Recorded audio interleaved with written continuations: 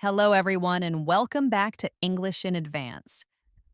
I'm your host, Jennifer, and today we're going to dive deep into a topic that I know is on many of your minds: how to speak English fluently without those awkward pauses. We all want to sound natural and confident when we speak English, right? We want our words to flow smoothly, just like a native speaker. Sometimes those hesitations, those and us can make us feel a little less confident, and it can even make our conversations feel a bit disjointed. But don't worry, we're going to break down why these pauses happen and, more importantly, give you practical, natural strategies to help you speak with more ease and continuity. This is going to be a fantastic session, so settle in and get ready to transform your speaking. Now, let's think about why we pause when we're speaking English. It's perfectly normal, and even native speakers pause sometimes. However, for English learners, these pauses often happen because of a few common reasons. One big reason is when we're trying to translate in our heads. You have an idea in your native language, and then you try to convert it word for word into English before you speak. This mental translation takes time, and that time becomes a pause. Or it's like your brain is running a little internal dictionary and grammar checker, and that process slows everything down. Another common reason is searching for the right vocabulary.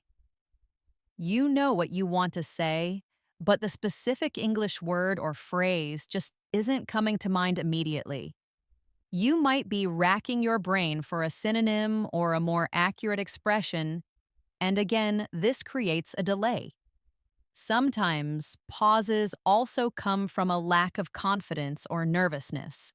When you're worried about making mistakes or you feel pressure to speak perfectly, you might hesitate, taking extra time to plan out every single word. This can lead to a cycle where the more you worry, the more you pause, and the more you pause, the more you worry. It's a tricky loop. And of course, sometimes we pause because we're thinking about grammar rules, trying to make sure our sentence structure is absolutely perfect. While accuracy is important, overthinking grammar in the moment can really hinder your flow. Imagine trying to drive a car while constantly checking every single gear shift and pedal movement. It would be a very jerky ride. We want your English to be a smooth journey. So, how do we address these pauses and start speaking more fluidly? The key is to shift your mindset and adopt some effective practice habits. The first and perhaps most crucial step is to start thinking in English.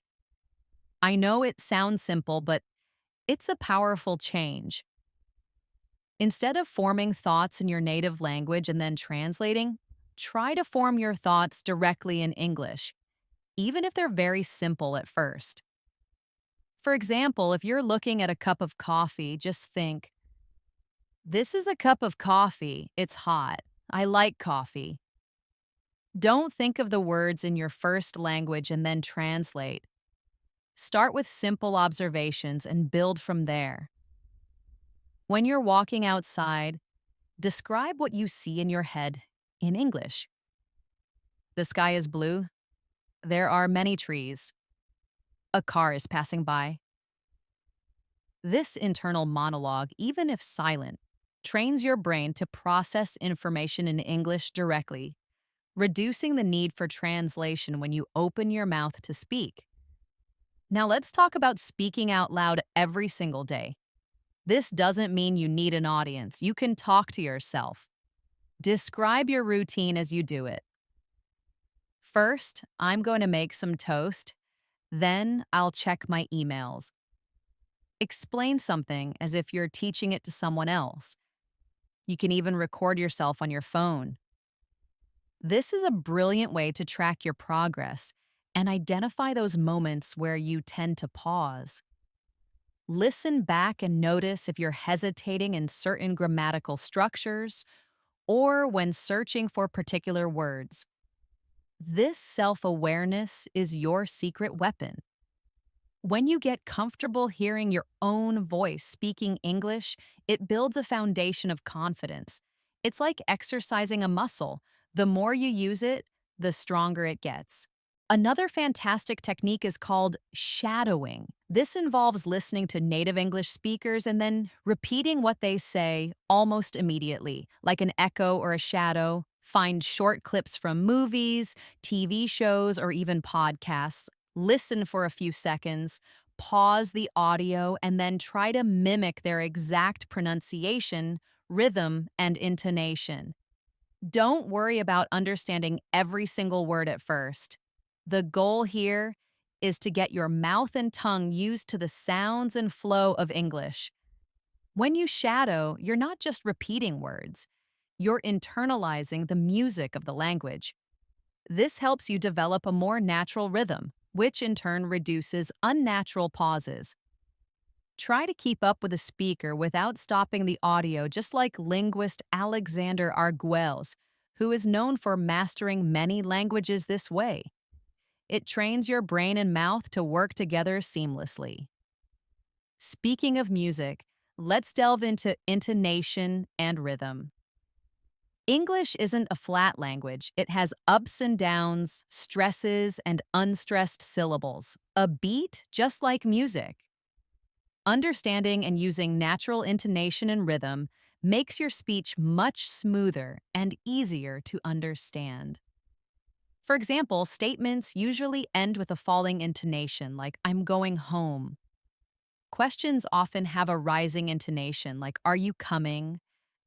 When you use these patterns correctly, your speech flows naturally and you avoid those awkward, flat deliveries that can make you sound hesitant. Try practicing sentences by exaggerating the ups and downs of your voice. For instance, say, "I love this new book," with emphasis on love and new, and notice how it sounds more engaging. This isn't just about sounding good, it's about conveying meaning effectively and reducing the cognitive load that leads to pauses. When your brain isn't struggling with how to say something, it can focus more on what to say. Next up is reading aloud. You probably read a lot of English already, whether it's articles, books, or online content. Make it a habit to read these materials aloud whenever you can. This combines reading comprehension with speaking practice. You're seeing the words, processing their meaning, and then actively producing them with your voice.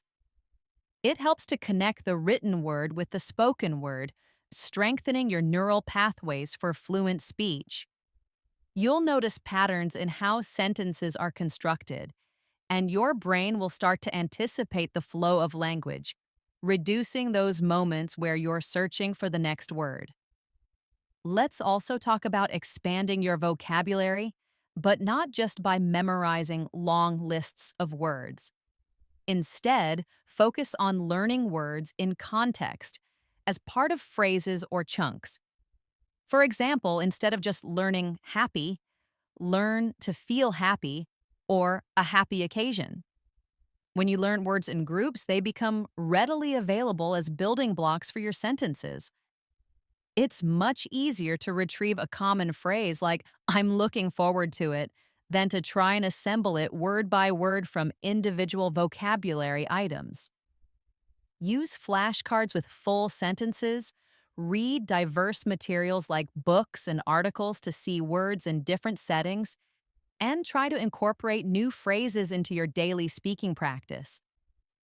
The more words and phrases you have readily available, the less time you'll spend searching for them, and the smoother your speech will become. And what about those filler words like uh, like, and you know? While we want to minimize excessive use, it's important to understand that native speakers use them too.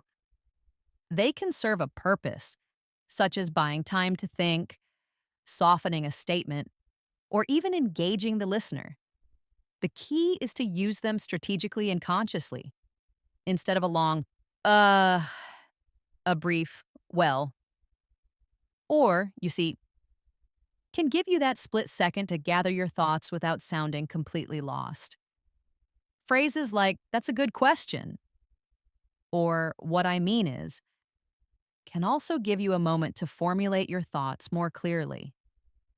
The goal isn't to eliminate all pauses or fillers overnight, but to replace less effective ones with more natural and useful transitional phrases. It's about learning to pause gracefully, if you need to, rather than with a blank mind.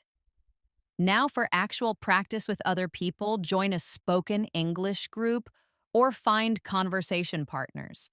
Practicing with others is invaluable. It puts you in real time communication situations where you have to think on your feet. Don't be afraid to make mistakes, everyone does. The more you interact, the more comfortable you'll become. Consider activities like role playing common scenarios, like ordering food or asking for directions. Engage in discussion circles where you debate a topic. These activities force you to produce continuous speech and respond spontaneously. Even if you stumble, the act of pushing through and keeping the conversation going is a huge step toward fluency. Remember, the goal is communication, not perfection. Finally, let's talk about your mindset. This is incredibly important. You need to be patient with yourself and celebrate every small victory. Learning a language is a journey, not a race. Don't compare yourself to others. Focus on your own progress. Embrace your mistakes as learning opportunities. Every time you speak, even if you make a mistake, you're getting closer to your goal. Don't be afraid to speak. The fear of making errors is one of the biggest blockers to fluency. Remind yourself that it's okay to not be perfect. The more you speak, the more confident you'll become, and confidence is a huge factor in reducing pauses. If you approach speaking with a positive attitude and a willingness to learn from every interaction, you'll find that your English starts flowing much more freely. So, to summarize, to speak English fluently without pausing, we need to train our brains to think directly in English, practice speaking aloud every day through methods like narrating and shadowing, pay attention to the musicality of English with intonation and rhythm, expand our vocabulary by learning phrases in chunks, use filler words wisely to buy ourselves time, and most importantly, embrace a positive mindset, accepting that mistakes are part of the learning process. Now, I want to give you a quick practice prompt that you can try right after listening to this. For the next 5 minutes, try to describe your current environment or your plan for the rest of the day out loud in English without translating from your native language. If you find yourself pausing, try to use a simple filler like "well" or "you know" to keep the flow going, but then immediately try to find the word or phrase you were looking for. Record yourself if you can, and then listen back. This will help you identify your own personal pause triggers and give you a starting point for more focused practice. Remember, consistency is key. Even just a few minutes of focused practice each day can make a huge difference. You're on an amazing journey to becoming a confident and fluent English speaker, and I'm so proud of all the effort you're putting in. Let's continue to build on these ideas, diving deeper into each point with more detailed explanations, examples, and practice prompts to really help you master speaking English without those frustrating pauses. We're aiming for that truly natural, flowing conversation that makes you feel confident and makes listening a joy for others. We've talked about the importance of thinking in English, and I really want to emphasize this because it's the foundation of everything else. Imagine your brain as a computer. If you're constantly taking information in one language and then converting it to another, it's like running two different software programs at once. and that slows down your processing speed. When you train your brain to think directly in English, you're streamlining the process. It's like switching to native English software. How can you practice this more effectively? One way is to narrate your daily life silently or even quietly to yourself. For instance, as you prepare breakfast, think, I'm cracking an egg. The pan is getting hot. I need some salt. As you walk down the street, observe and think, the sun is shining. There's a dog walking past. The buildings are tall. This might feel a bit strange at first, but with consistent practice, your brain will start to bypass the translation step. Another powerful exercise for thinking in English is to label everything around you. Look at objects in your home or office and just name them in English. Chair, table, book, computer. Then add a simple adjective. Comfortable chair, wooden table, interesting book, fast computer. Then make a simple sentence. This is a comfortable chair. The table is made of wood. I am reading an interesting book. My computer is very fast. This method gradually builds associations directly between the object and its English name, without needing your native language as an intermediary. It strengthens your English vocabulary and helps you retrieve words more quickly when speaking. Moving on to speaking out loud every single day, remember this doesn't have to be a performance. It's your personal practice space. If you're shy about talking to yourself, find a private moment. While washing dishes, describe what you're doing. I'm washing this plate. It's a bit greasy. Now I'm rinsing it. While showering, talk about your plans for the day. After this, I'll dry my hair and then I have a meeting. The goal is simply to get your vocal cords and mouth used to forming English words and sentences without the pressure of an audience. A great way to make speaking aloud more engaging is to summarize things you've read or watched. After you finish an English article, a short video, or a chapter of a book, try to explain it out loud in your own words. This forces you to recall vocabulary, structure sentences, and express ideas coherently. For example, if you just watched a short news report about climate change, you could say, the news report was about climate change. It talked about how the Earth is getting warmer. Scientists are worried about the polar ice caps melting and rising sea levels. This not only helps with fluency, but also improves your comprehension and ability to synthesize information. It's a comprehensive exercise that builds multiple language skills at once, directly contributing to reducing pauses as you become more practiced at formulating your thoughts. When we discussed shadowing, we talked about mimicking the sounds and rhythm. Let's expand on how to do this effectively. When you're shadowing, pay close attention to the stress patterns in words and sentences. In English, some syllables are stressed more strongly than others, and this creates a natural beat. For example, in the word photography, the stress is on the second syllable. In a sentence like, I want to go to the park, the important content words like want, go, and park are usually stressed. When you mimic these stresses, your speech sounds more natural and less robotic, which is often a source of pauses. Try to feel the rhythm of the sentence almost like a drum beat. You can even tap your finger on the stressed syllables as you listen and repeat. This active engagement helps you internalize the natural flow of English. Another excellent shadowing technique is to focus on connected speech.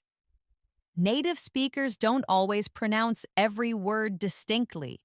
Words often blend together, especially when one word ends with a consonant sound and the next begins with a vowel sound. For example, an apple sounds like an apple. Walk in sounds like walk in, Pick it up sounds like pick it up. When you shadow, try to imitate these connections. This is crucial because if you're expecting every word to be pronounced separately, you might pause trying to identify individual words that are actually blended together, or you might struggle to connect your own words smoothly. Learning connected speech through shadowing helps your mouth and brain get used to this natural blending, making your own speech more fluid and reducing hesitation. Our point about intonation and rhythm can be practiced by exaggerating. Think of English sentences as melodies. When you ask a question, your voice usually rises at the end, like, "You're coming, right?" When you make a statement, it usually falls like, "I'm going home." Practice simple sentences by consciously making your voice go up and down. Say, "Really?" with a rising tone to show surprise, and then, "Really?" with a falling tone to show confirmation. This awareness of pitch and tone helps you express meaning more effectively and makes your speech sound much more natural, reducing those moments where you might hesitate because you're unsure how to convey your message. It's about feeling the emotion and intent behind the words. Regarding reading aloud, let's talk about choosing the right materials. Start with texts that are slightly below your current reading level so you're not struggling with too many new words. Short stories, children's books, or simple news articles are great. As you read, try to read for meaning, not just individual words. Imagine you're telling the story to someone. This helps you develop a conversational tone rather than just reciting words. Also, don't be afraid to reread passages. Each time you read it aloud, you'll become more familiar with the vocabulary and sentence structures, allowing your speech to flow more freely. You'll notice your pauses decreasing with each repetition. Let's expand on expanding your vocabulary with phrases and chunks. Instead of thinking of words as isolated units, think of them as Lego blocks that fit together in specific ways. Common collocations, which are words that often go together, are your best friends for fluency.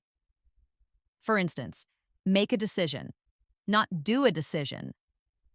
Take a photo, not make a photo. When you learn these collocations as single units, you don't have to pause to figure out which verb goes with which noun. Your brain retrieves the whole chunk instantly. Create a personal phrase book where you jot down new phrases you encounter. Use these phrases in your daily spoken practice. The more of these ready-made chunks you have stored in your memory, the less you'll hesitate. Here's a practical exercise. When you learn a new word, don't just write down its definition. Write down 3 common phrases where that word is used. For example, if you learn opportunity, also write a great opportunity, miss an opportunity, seize the opportunity. Then try to create your own sentences using these phrases. This active engagement helps embed them in your long-term memory, making them accessible when you need them in conversation. Regarding filler words, it's about making them productive. Instead of a drawn-out, which can sound like you're completely lost for words, try to use more articulate placeholders. Let me see. Well, I think, you know, that's an interesting point. Or, the thing is, these phrases sound more natural and give you a moment to collect your thoughts without signaling a complete breakdown in communication. They act as bridges between your ideas. Practice using these in your self-talk. When you catch yourself about to say a long, replace it with a short, natural phrase. It's about being mindful and making a conscious choice to improve. And finally, let's really delve into your mindset and confidence. This is perhaps the most challenging but also the most rewarding aspect. Many pauses stem from a fear of making mistakes or sounding unnatural. To overcome this, you need to cultivate a growth mindset. See every mistake not as a failure, but as valuable feedback. It tells you exactly where you need to focus your practice. When you're speaking, focus on getting your message across rather than on perfect grammar. The listener is usually more interested in understanding your ideas than in judging your grammatical precision. A great way to build confidence is through small wins. Start with simple conversations where the stakes are low. Talk to a friendly shopkeeper, ask for directions, or just engage in light small talk. As you succeed in these small interactions, your confidence will naturally grow, and this positive reinforcement will make you less likely to hesitate in future conversations. Remember the 80-20 rule.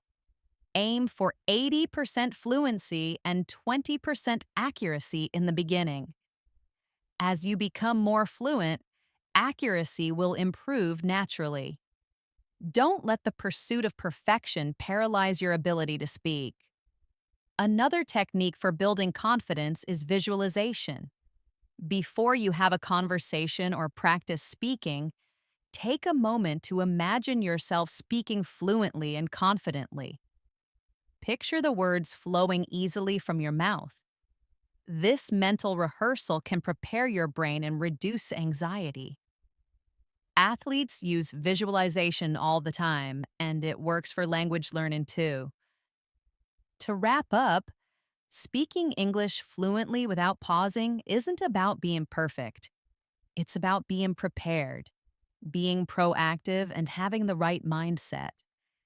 It's about training your brain and mouth to work together seamlessly.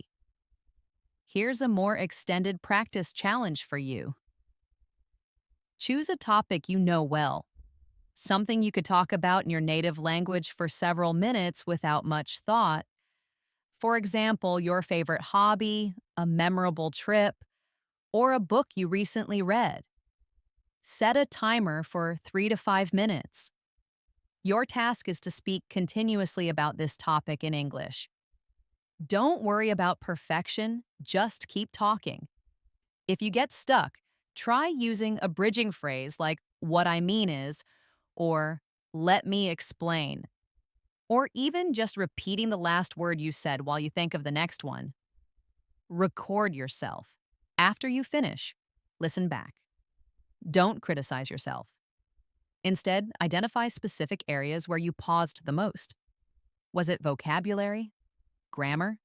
Did you try to translate? This self-analysis is incredibly valuable for tailoring your future practice. Do this exercise regularly, and you will undoubtedly see improvement in your speaking flow. Remember, every time you speak, you are improving. Every word you utter, every sentence you form builds momentum towards effortless fluency. Embrace the journey, celebrate your progress, and never stop speaking. You are well on your way to speaking English beautifully and seamlessly. Let's delve even deeper into some of these powerful strategies, offering more specific examples and nuances to help you truly eliminate those pauses and achieve a natural, effortless flow in your English speaking. We're going to break down complex ideas into simple, actionable steps, making this an incredibly valuable listening experience for you. We began by talking about the root causes of pausing, such as translation in your head and searching for words. Let's really focus on how to combat that internal translation. One fantastic way to stop translating is to engage with English content that is slightly challenging but still understandable. This forces your brain to work harder to process information directly in English. For example, if you typically watch TV shows with subtitles in your native language, try watching them with English subtitles. Or even better, try without any subtitles at all and just focus on the overall meaning. When you're reading, try to avoid looking up every single new word.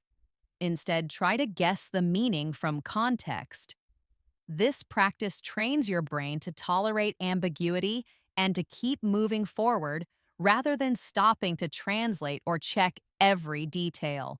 The more you immerse yourself in English without a translation safety net, the more naturally your brain will begin to think in English, reducing those frustrating pauses.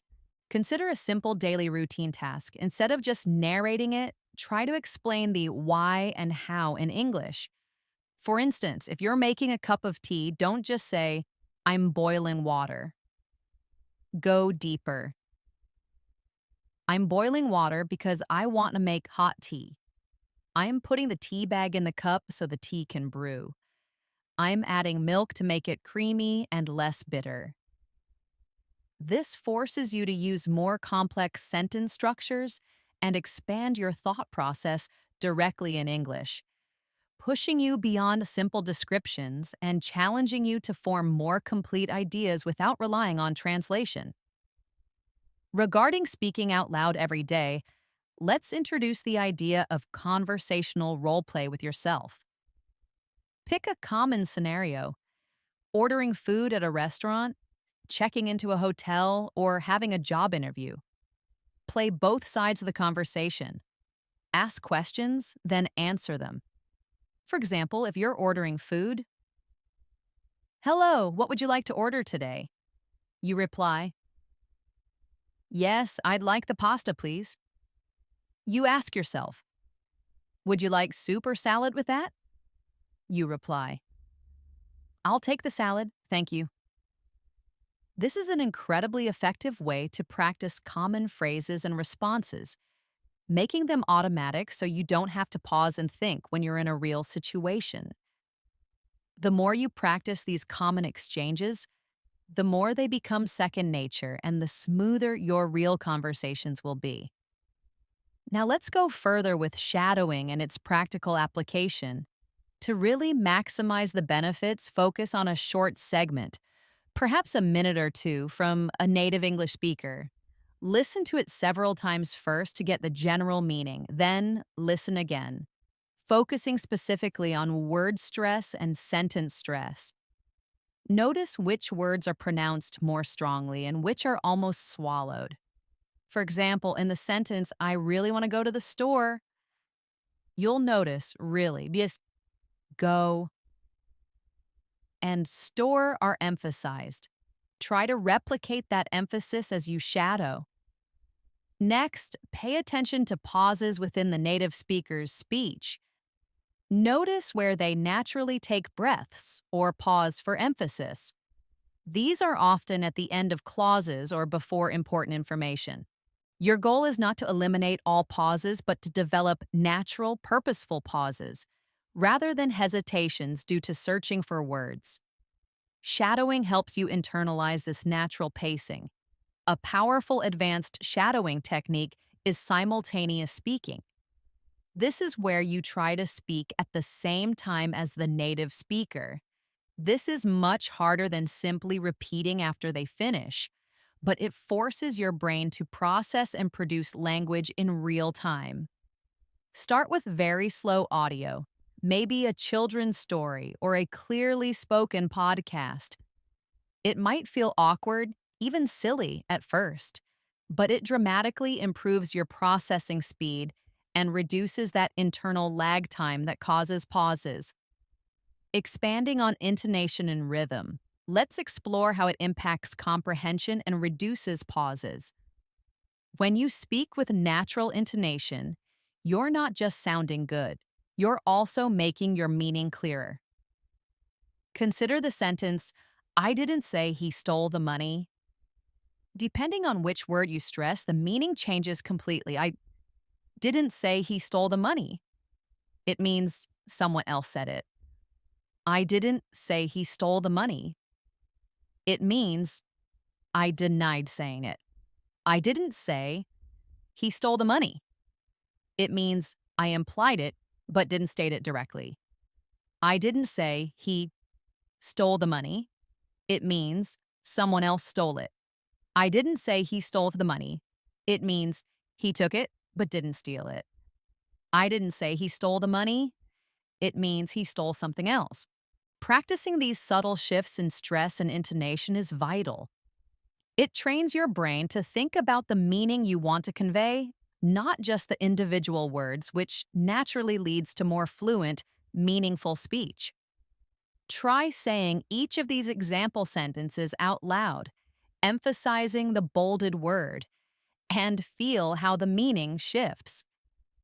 This active practice builds your internal understanding of English's rhythm.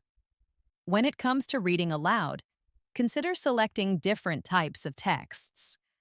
Read a formal news article to practice clear, concise pronunciation. Read a dialogue from a play or a novel to practice different character voices and natural conversational flow. Read a poem to focus on rhythm and emotional delivery. Varying your reading material will expose you to different speech patterns and vocabulary, making your spoken English more versatile and less prone to specific stuck points. While reading aloud, try to increase your speed slightly over time. This isn't about rushing, but about training your mouth and brain to produce words more quickly and smoothly, like a well-oiled machine. Let's deepen our discussion on expanding your vocabulary with phrases and chunks. Beyond collocations, also focus on idiomatic expressions and phrasal verbs. These are areas where many learners pause because they are not always logical word for word. For example, to break down can mean to stop working, like a car, or to become upset. Learning these as complete units, like my car broke down or she broke down in tears, rather than trying to decipher break and down separately, is crucial for fluency. Create index cards or digital flashcards with these expressions, including an example sentence. Review them regularly. When you encounter them in listening or reading, make a mental note or say them aloud. The more these common expressions become automatic, the less you'll hesitate. Regarding filler words and transitional phrases, let's think about their strategic use. Instead of just using, try to insert a more meaningful transition that also gives you time to think. For example, when asked a complex question, "That's a really good question. I haven't thought about it much, but..." Well, there are a couple of points to consider here. Firstly, it's interesting because, to be honest, I'm still figuring that out, but from what I understand, these phrases are not just fillers. They are conversational lubricants. They keep the conversation flowing, signal that you're thinking, and sound much more natural than prolonged silence or a string of ums. Practice using these phrases in your self-talk and with conversation partners. The more you use them, the more naturally they'll come when you need to buy yourself a moment. Finally, reinforcing the power of mindset and confidence, let's acknowledge that overcoming the fear of making mistakes is a journey. One practical technique is to adopt a fail-forward mentality. This means viewing every mistake as an opportunity to learn and improve. Instead of saying, "Oh no, I made a mistake, I'm terrible," reframe it as, "Okay, I used the wrong tense there, now I know for next time."